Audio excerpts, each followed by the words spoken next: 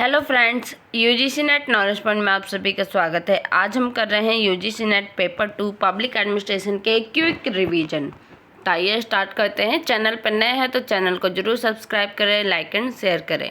फटाफट रिवीजन करते हैं।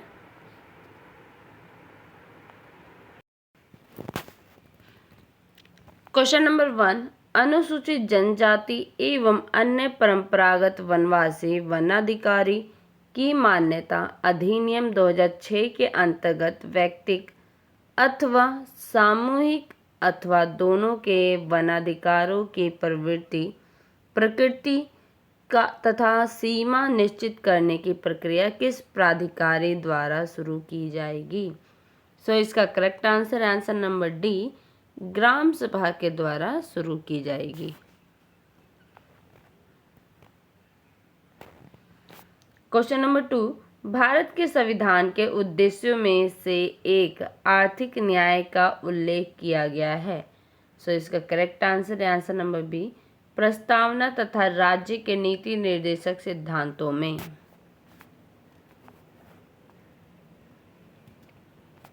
क्वेश्चन नंबर 3, भारत के संविधान के अनुसार देश के शासन में निम्नलिखित में से कौन मूलभूत है? इसका करेक्ट आंसर नंबर सी, राज्य के नीति निर्देशक सिद्धांत।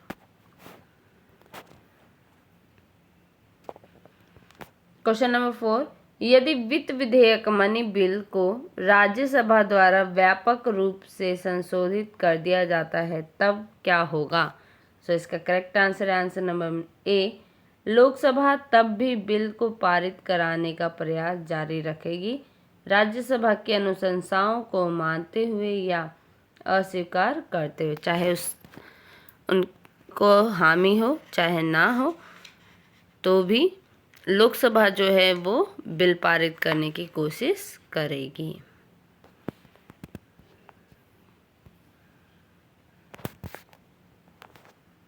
क्वेश्चन नंबर 5, निम्नलिखित में से कौन सा कथन सही है? इसका करेक्ट आंसर नंबर सी, भारत के संविधान में राज्यपाल को उसके पद से हटाने संबंधी किसी प्रक्रिया का निर्धारण नहीं किया गया है।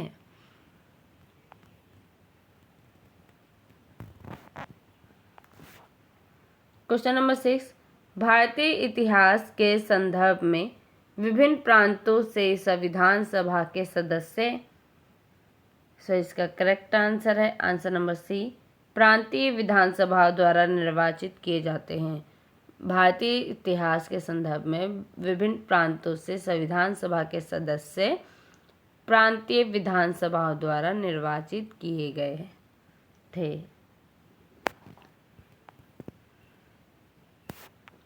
क्वेश्चन नंबर 7, निम्नलिखित कथनों पर विचार करें। इसका करेक्ट आंसर नंबर डी, कोई नहीं, इनमें से कोई नहीं।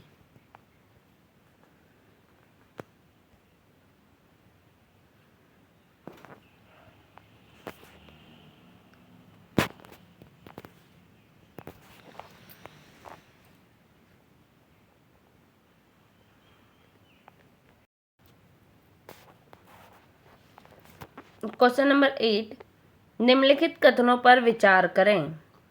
भारत का महान्यायवादी कौन सा सही है? इसका correct answer number C, 1, 2 and 3 Lok Sabha की कार्यवाही में भाग ले सकती है, लोकसभा की किसी समिति का सदस्य हो सकता है, लोकसभा में बोलबाला हो सकता है।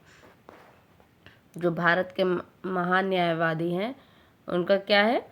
उनको लोकसभा की किस कार्यवाही में भाग ले सकते हैं। जो महान्यायवादी वो लोकसभा की कार्यवाही में हिस्सा ले सकते हैं, लोकसभा की किसी समिति का सदस्य भी बन सकते हैं, हो सकता है, लोकसभा में बोल सकता है।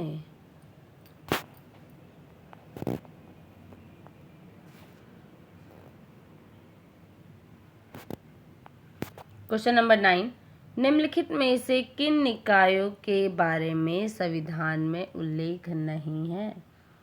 इसका करेक्ट आंसर नंबर डी, 1, 2, 3 इन तीनों ही के बारे में संविधान में उल्लेख नहीं है।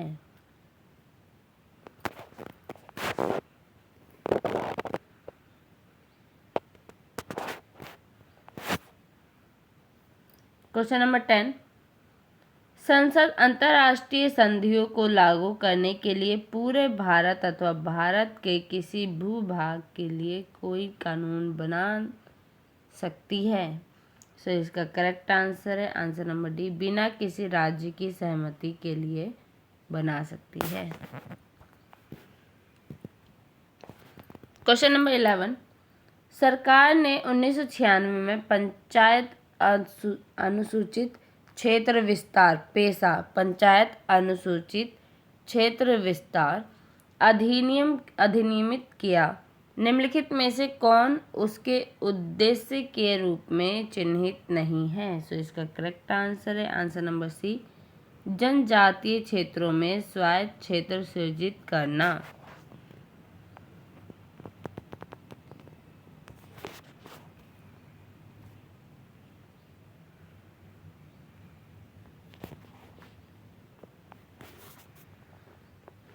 क्वेश्चन नंबर 12, निम्नलिखित भाषाओं पर विचार कीजिए। सो इसका करेक्ट आंसर है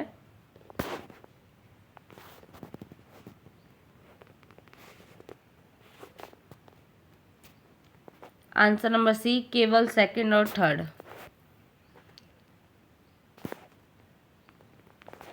कन्नड़ और तेलुगु। सरकार ने श्रेण्य यानी कि क्लासिकीय भाषाएं घोषित की है। किसको? कन्नड़ और तेलुगु को।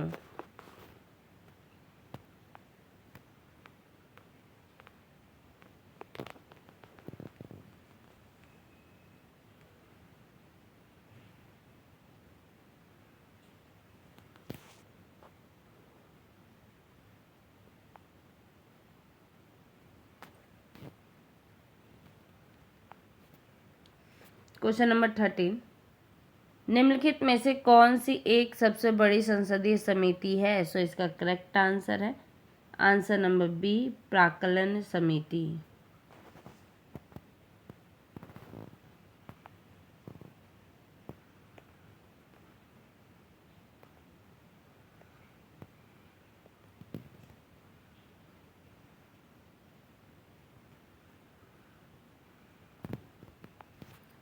क्वेश्चन नंबर 14, विक्रय कर जिसका भुगतान आप कोई टूथपेस्ट खरीदते समय करते हैं, निम्नलिखित में से किस प्रकार का कर है। सो इसका करेक्ट आंसर है answer number D,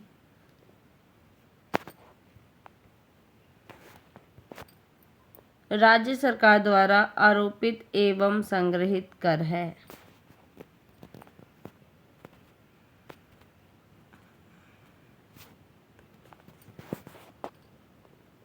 question number 15, Bharat के संविधान की निम्नलिखित में से कौन सी एक अनुसूची में दल बदल विरोध विषयक उपलब्ध है। सो इसका करेक्ट आंसर है आंसर नंबर डी, 10वीं अनुसूची में।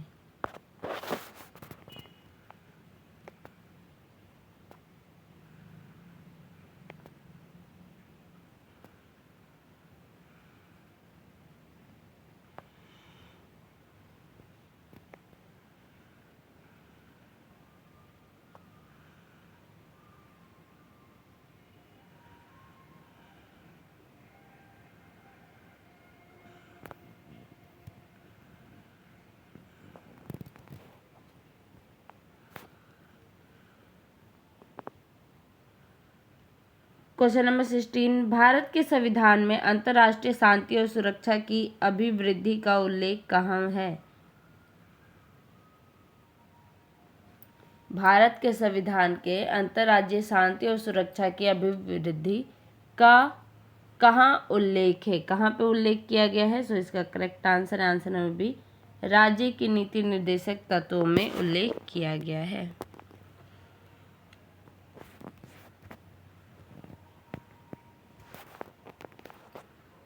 क्वेश्चन नंबर 17, निम्नलिखित में से कौन से भारत में योजना से संबंध है। तो इसका करेक्ट आंसर है आंसर नंबर सी, केवल सेकंड एंड फिफ्थ। राष्ट्रीय विकास परिषद संसद।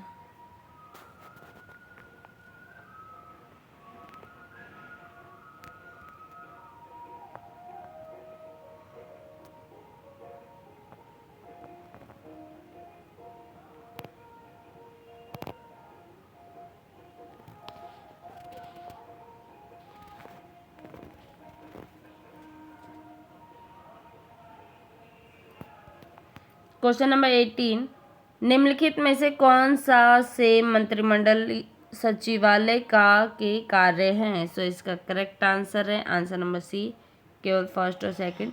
मंत्रिमंडल बैठकों के लिए कार्यसूची तैयार करना, मंत्रिमंडल समितियों के लिए सचिवालय सहायता।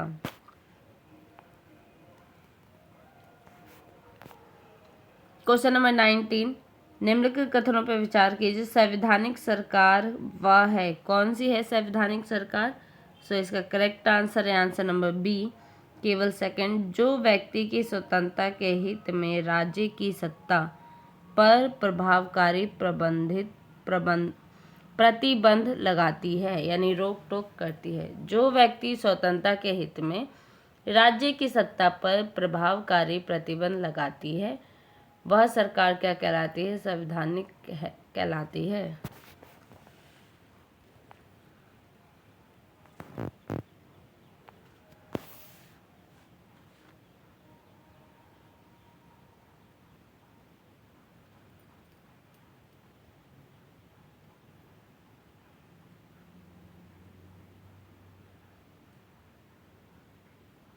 क्वेश्चन नंबर 20, निम्नलिखित में से कौन सी किसी राज्य के राज्यपाल को दी गई विवेकाधीन शक्तियां हैं? सो इसका करेक्ट आंसर है आंसर नंबर बी, केवल first and third.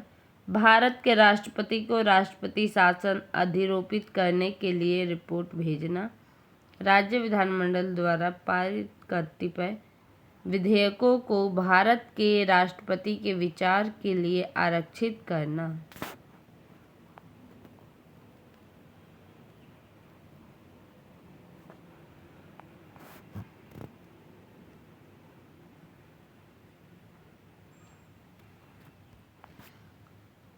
Question number 21, निम्नलिखित कथनों पर विचार करना है।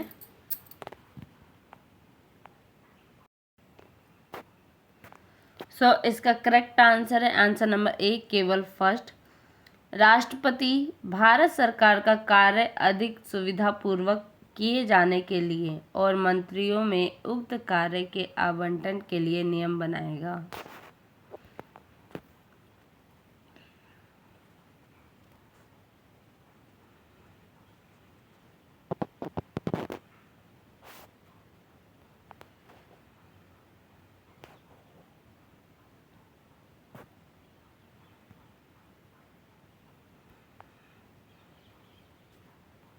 क्वेश्चन नंबर 22, भारत में अविश्वास प्रस्ताव के विषय में निम्नलिखित कथनों पर विचार कीजिए। सो इसका करेक्ट आंसर है answer number C, first and second दोनों ही।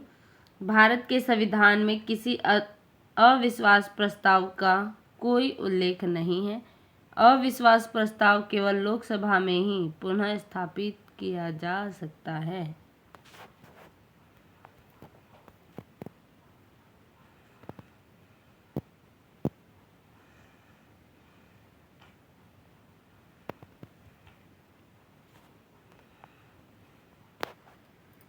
क्वेश्चन नंबर 23, केंद्र और राज्यों के बीच होने वाले विवादों का निर्णय करने की भारत में उच्चतम न्यायालय की शक्ति किसके अंतर्गत आती है? सो इसका करेक्ट आंसर है आंसर नंबर सी, मूल अधिकारिता के अंतर्गत आती है। क्वेश्चन नंबर 24, भारत के उच्चतम न्यायालय में न्यायाधीशों की संख्या में वृद्धि करने की शक्ति किसमें निहित है? सो इसका करेक्ट आंसर है आंसर नंबर बी, संसद में निहित है।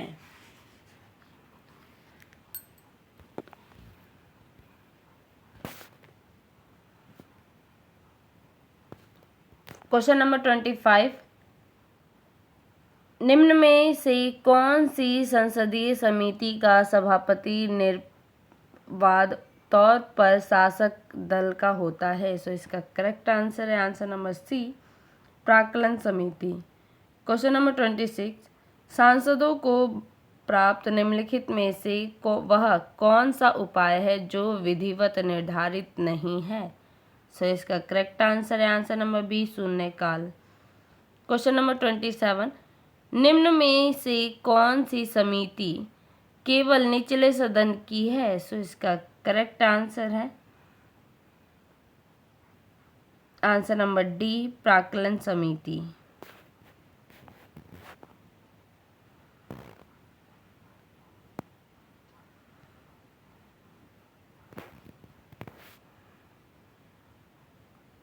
क्वेश्चन नंबर 29, निम्न में से वो कौन सा उपाय है जो लोक महत्व के मामले पर मंत्री का ध्यान खींचता है। सो इसका करेक्ट आंसर है आंसर नंबर बी, ध्यान आकर्षण नोटिस। क्वेश्चन नंबर 30, केंद्रीय सशक्ता आयोग की स्थापना निम्न में से किसकी सिफारिश पर की गई थी। सो इसका करेक्ट आंसर है आंसर नंबर डी, संस्थानम समिति के द्वारा की गई थी। किसकी? सीवीसी की स्थापना। क्वेश्चन नंबर 31, लोकायुक्त की संस्था सर्वप्रथम किस राज्य ने स्थापित की थी। सो इसका करेक्ट आंसर है आंसर नंबर डी, महाराष्ट्र में।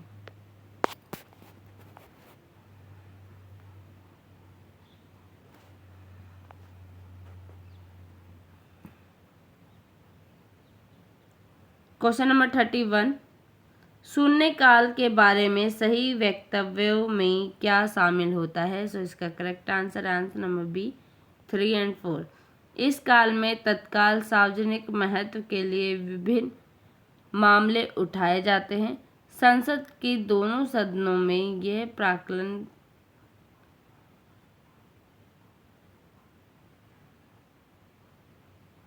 संसद के दोनों सदनों में यह प्रश्नकाल के तत्काल बाद आता है।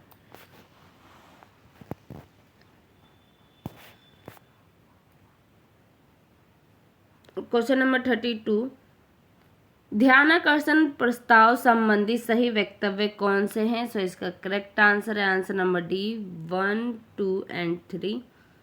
अति आवश्यक सार्वजनिक महत्व के मामले में मंत्री का ध्यान आकर्षण कराने की युक्ति होती है।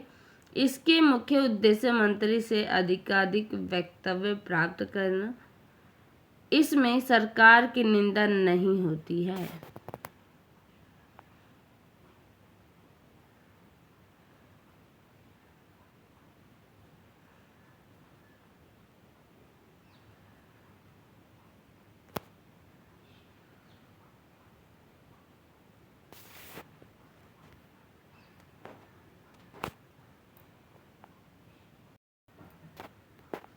क्वेश्चन नंबर 33, स्थगन प्रस्ताव के संबंध में निम्न में से कौन सा कथन सत्य है। सो इसका करेक्ट आंसर है answer number A, 1, 2, 4, 5।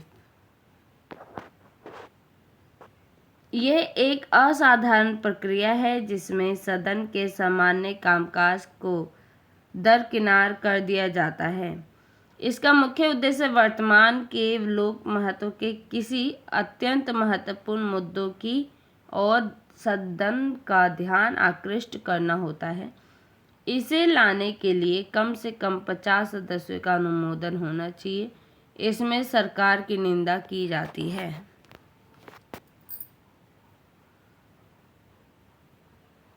Next question, question number 34।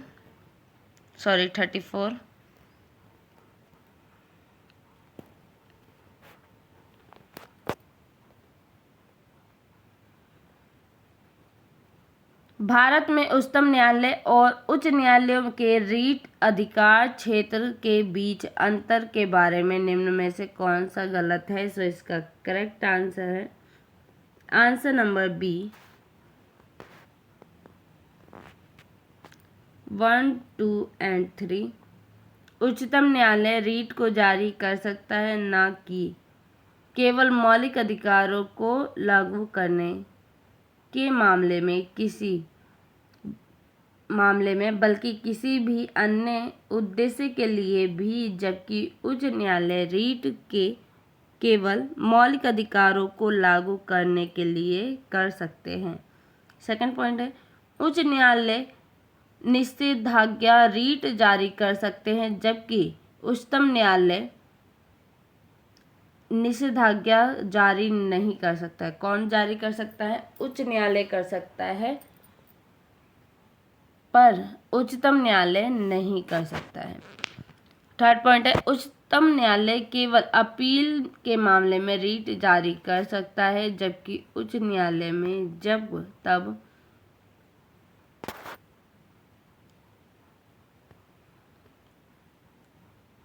तक कर सकता है तब जब संवृद्ध पक्ष के पास जाता है तभी तक उसकी अपील कर सकता है।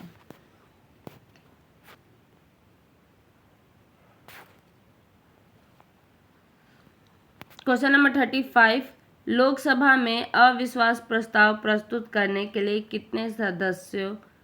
कितने सांसदों के समर्थन आवश्यक है? ये इम्पोर्टेंट है।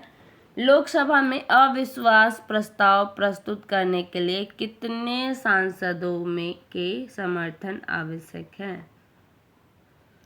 इसका करेक्ट आंसर है आंसर नंबर डी, 50 सदस्यों का समर्थन आवश्यक है। क्वेश्चन नंबर 36, आंतरिक प्रश्न के बारे में निम्न में से कौन से कथन सही नहीं है? इसका करेक्ट आंसर है आंसर नंबर सी,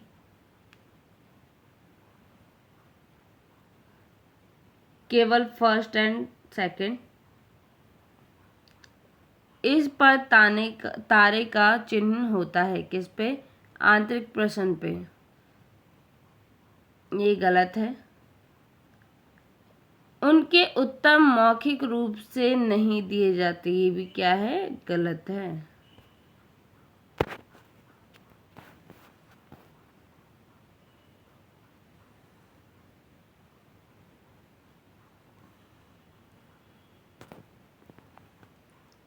question number 37,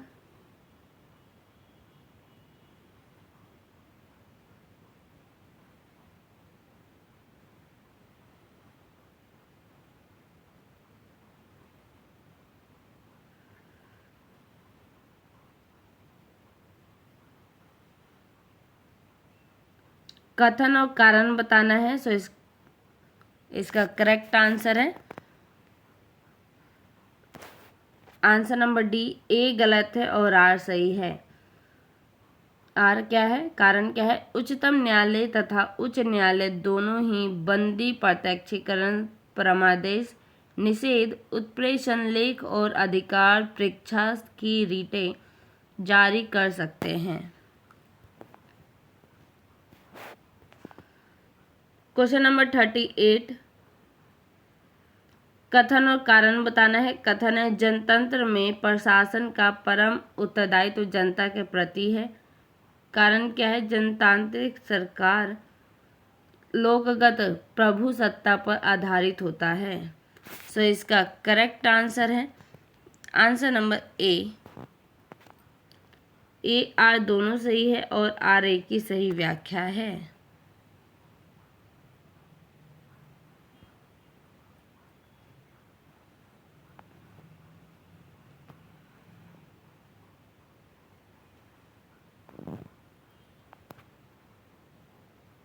question number 39, matchup करना है रीटे और शाब्दिक अर्थ से। इसका करेक्ट आंसर है आंसर नंबर डी, 2413, परमादेश हमारा आदेश है। परमादेश हमारा आदेश है। बंदी प्रत्यक्षीकरण सशरीर प्रस्तुत करना। बंदी प्रत्यक्षीकरण सशरीर प्रस्तुत करना। अधिकार परीक्षा किसी आज्ञा या अधिकार से, किसी आज्ञा या आज्ञापत्र या अधिकार से। उत्प्रेषण लेख प्रमाणित करने को, प्रमाणित करने को।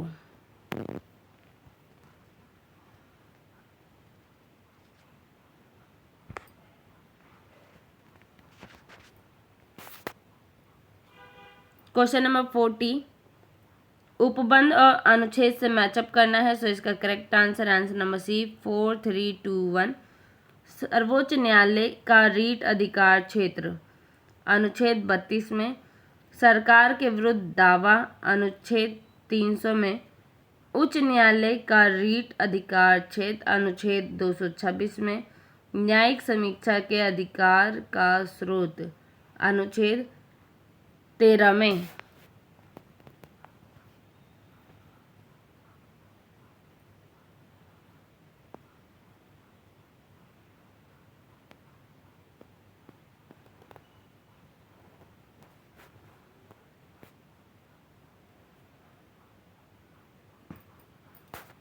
क्वेश्चन नंबर 41 भर्ती प्रक्रिया में संघ लोक सेवा आयोग का अंतिम कार्य कौन सा है। सो इसका करेक्ट आंसर है आंसर नंबर सी प्रमाणीकरण। क्वेश्चन नंबर 42 अखिल भारतीय सेवा के सदस्यों की सेवा शर्तों का निर्धारण कौन करता है। सो इसका करेक्ट आंसर है आंसर नंबर सी भारतीय संसद।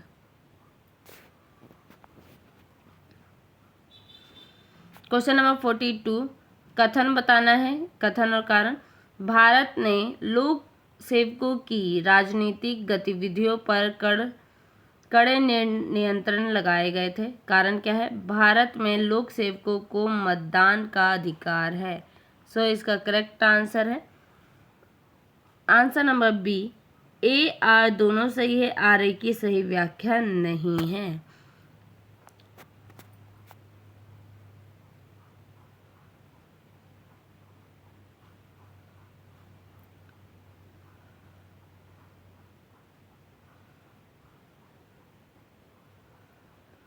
क्वेश्चन नंबर 44 अखिल कथन और कारण बताना है। अखिल भारतीय सेवा का सदस्य राज्य सरकार के आदेश के विरुद्ध भारत के राष्ट्रपति से अपील कर सकता है। कारण क्या है। संविधान के अनुच्छेद 311 में कहा गया है कि लोक सेवक को किसी उस प्राधिकारी द्वारा हटाया या निकाला नहीं जा सकता जो उस नियुक्ति करने वाले प्राधिकारी के अधीनस्थ है। सो इसका करेक्ट आंसर है आंसर नंबर ए आर दोनों सही, आर ए की सही व्याख्या है।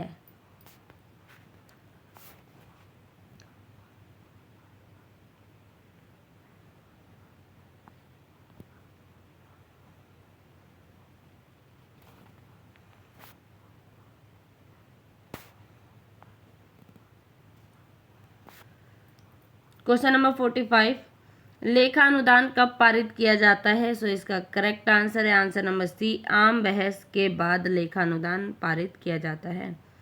क्वेश्चन नंबर 46 बजट अधिनियम के निम्नलिखित चरणों को सही क्रम में रखें। सो इसका correct answer answer number 5।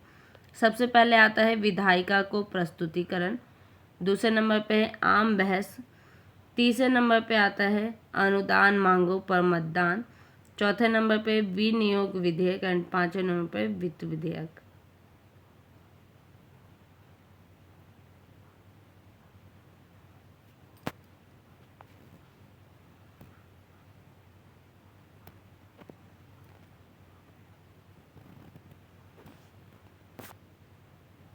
Question number 46 budget के साथ विधायिका को निम्न में से कौन से दस्तावेज प्रस्तुत किए जाते हैं। सो इसका करेक्ट आंसर है आंसर नंबर डी 1 2 3 4 बजट संबंधी व्याख्यात्मक ज्ञापन पत्र, अनुदान मांगों का सारांश, विनियोग विधेयक, वित्त विधेयक। क्वेश्चन नंबर 47 संसद में कटौती प्रस्ताव की स्वीकार्यता की शर्त निम्न में से कौन सी नहीं है। सो इसका करेक्ट आंसर है आंसर नंबर सी यह एक से अधिक मांग से संबंधित नहीं होता है। ये कथन क्या है, गलत है। क्वेश्चन नंबर 48 नियंत्रक एवं महालेखा परीक्षक का टीका टिप्पणी पर उचित कार्यवाही करने का अंतिम जिम्मेदारी किसकी है। उचित कार्रवाई करने की अंतिम जिम्मेदारी किसकी है। सो इसका correct answer answer number C संसद की है।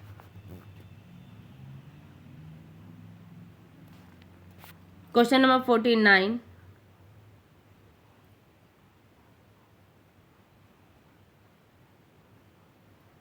सॉरी